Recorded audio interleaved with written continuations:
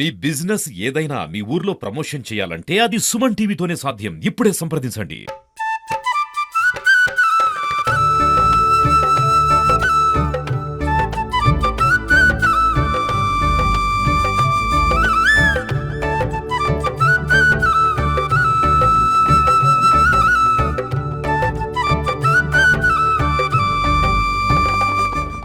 మహబూబ్నగర్ జిల్లా నవపేట్ మండలం ఫతేపురం గ్రామ మైసమ్మ వద్ద ఉన్నాము. కోరిక తీర్చే అమ్మవారు ఇక్కడ ఆదివారము మంగళవారము భారీగా వేల మంది భక్తులు వస్తుంటారు. వేలాది మంది భక్తులు తరలివచ్చి అమ్మవారు దర్శనం చేసుకుంటున్నారు. ప్రస్తుతం మనము ఫతేపూర్ మైసమ్మ ఆలయ లోపల ఉన్నాము. ప్రస్తుతం మనం ఇక్కడ విజువల్స్ చూస్తున్నాము.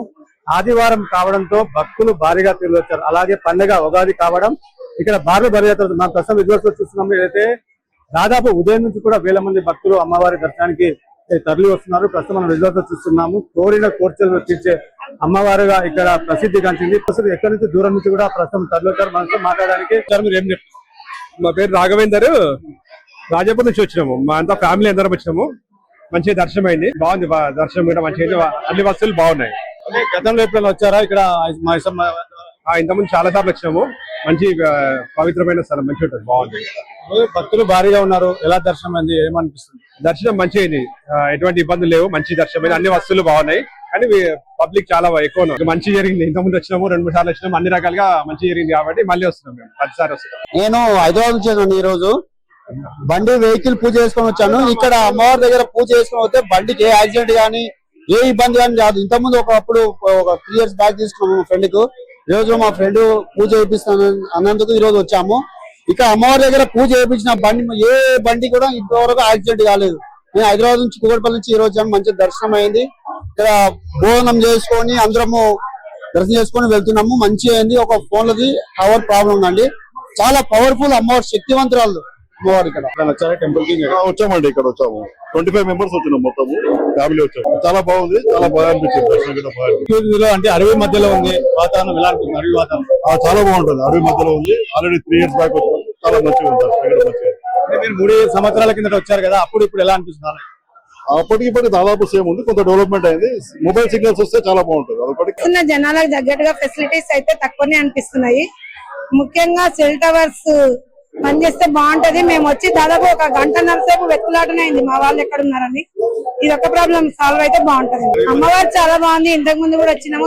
చాలా మహిమగల అమ్మవారు, చాలా బాగుంది. కాకపోతే ఫెసిలిటీస్ అయితే పెరగాలి. నేను మామూలు కించి వచ్చినాను. మేము ఎన్నో సంవత్సరాల కించి అమ్మవారిని మొక్కుతాము. మాకు చాలా బాగా అనిపిస్తుంది. వాతావరణం కూడా బాగానే ఉంది. మాకు అమ్మవారు చాలా మంచిగా అనిపిస్తుంది. మేము చిన్నప్పటి నుంచి మా డాడీ అందరం ఇక్కడనే మొక్కుతాము. ఏమనుకున్నా కూడా మాకు జరుగుతుంది. మేము మహబూబ్నగర్ కానీ హైదరాబాద్ ఉంటాం. ఎప్పుడు నమ్మకం చాలా ఎక్కువ అమ్మవారు. చిన్న వరసలు వస్తున్నాం. మేము చిన్నప్పటి నుంచి వస్తున్నాం. డెవలప్మెంట్ అయింది, సౌకర్యాలు మంచిగానే. కానీ కొంచెం చాలా క్రౌడ్ ఉన్న వల్ల కొంచెం ఇబ్బంది అవుతుంది. దర్శనానికి కూడా లేట్ అవుతుంది కదా. చాలా డెవలప్మెంట్ ఎక్కువ అయిపోతుంది. చాలా మేము పుట్టిన నుంచి కూడా వస్తుంది. చిన్న వరసలు ఇక గదస్తంభం మా డాడీ చిన్న కూడా పెట్టింది. చిన్న గదస్తంభం మా డాడీ పెట్టింది. నా పేరు శ్రీకాంత్ శర్మ అని మైసమ్మ టెంపుల్ లో నేను ఇక్కడ అర్చకత్వం చేస్తున్నాను. అమ్మవారు వచ్చేసి శాతం అమ్మవారు దుర్గాదేవి శక్తి స్వరూపిణిగా మైసమ్మ ఇల్లమ్మ అనే పేరుతో ఇది అవుతుంది. ఇది వచ్చేసి పర్వతాపూరు కాకర్లపాడు దీంట్లో వస్తుంది, గ్రామ పంచాయతీలో వస్తుంది. అమ్మవారికి ఆదివారం మంగళవారం శుక్రవారం జనాలు ఎక్కువగా వస్తూ ఉంటారు. దాంతో పాటు ఇక్కడ ఈ సమ్మర్ హాలిడేస్ లో అంటే మామూలుగా ఈ వెకేషన్ టైంలో మాత్రం చాలా హెవీ రష్ ఉంటుందండి. వచ్చేసి చాలా నమ్మకమైన దేవత. పలు చోట్ల నుంచి ఈ రాష్ట్రం ఆ రాష్ట్రం అని కాకుండా కేరళ నుంచి బాంబే నుంచి చాలా చోట్ల నుంచి వస్తుంటారు.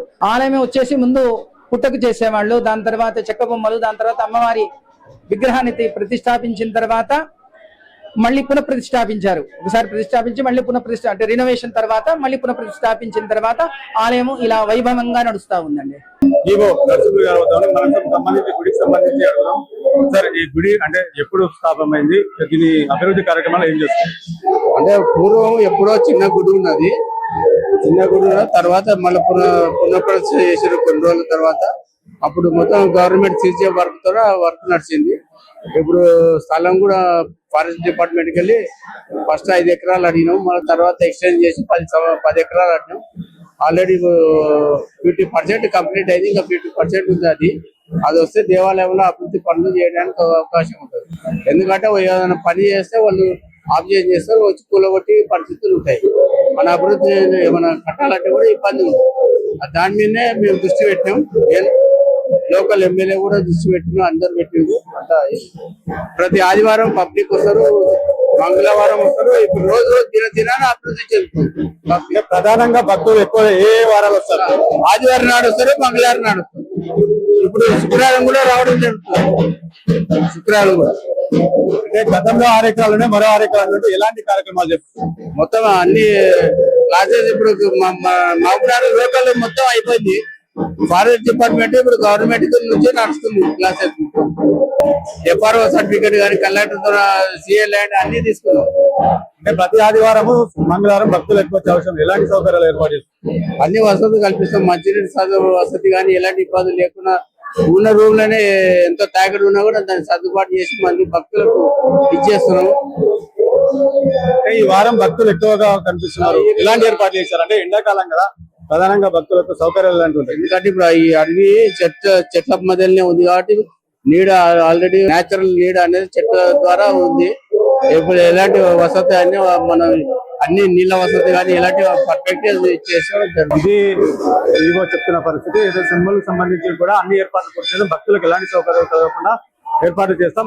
మత ఆధారితంగా అదనపు నిర్మించి కూడా ఎలాంటి ఇబ్బందులు లేకుండా చేస్తున్నామని ఇవో చెప్తున్నారు. మహబూబ్ నగర్.